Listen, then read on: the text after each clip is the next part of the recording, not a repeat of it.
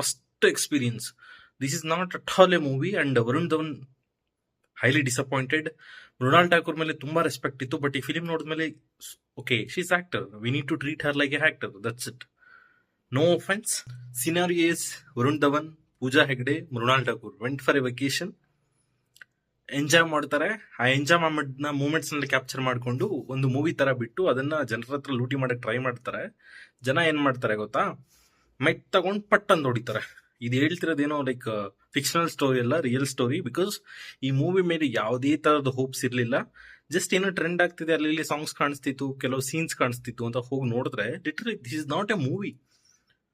ಒಂದೇ 5-6 ವ್ಲಾಗ್ ನ ತಗೊಂಡ್ಬಂದ್ಬಿಟ್ಟು ಮೂವಿ ತರ ಎಳ್ದಿದ್ದಾರೆ. ಈ ಸ್ಟೋರಿ ಇದೆ, ಫಸ್ಟ್ ಥಿಂಗ್ ಸ್ಟೋರಿನೇ ಇಲ್ಲ. ಬಟ್ ಆ ಸ್ಟೋರಿ ಕೂಡ ಎಷ್ಟು ವರಸ್ಟ್ ಅಂತ ಹೇಳಿದ್ರೆ 2015 ಈ ತರ ಸ್ಟೋರಿಗಳು 100 ಬಂದಿದ್ದಾರೆ. ಲಿಟ್ರಲಿ ಪ್ರೊಡ್ಯೂಸರು ದುಡ್ಡದು ಏನಕ್ಕೆ ಹಾಕಿದಾನು ಅಂತ ಅವ್ನು ಕೂಡ ಗೊತ್ತಿಲ್ಲ. Just worst experience. This is not at all a movie, and Varun Dhawan highly disappointed. Mrunal Thakur ಮೇಲೆ ತುಂಬಾ ರೆಸ್ಪೆಕ್ಟ್ ಇತ್ತು, ಬಟ್ ಈ ಫಿಲಿಂ ನೋಡಿದ್ಮೇಲೆ okay she's actor, we need to treat her like a actor, that's it. No offence.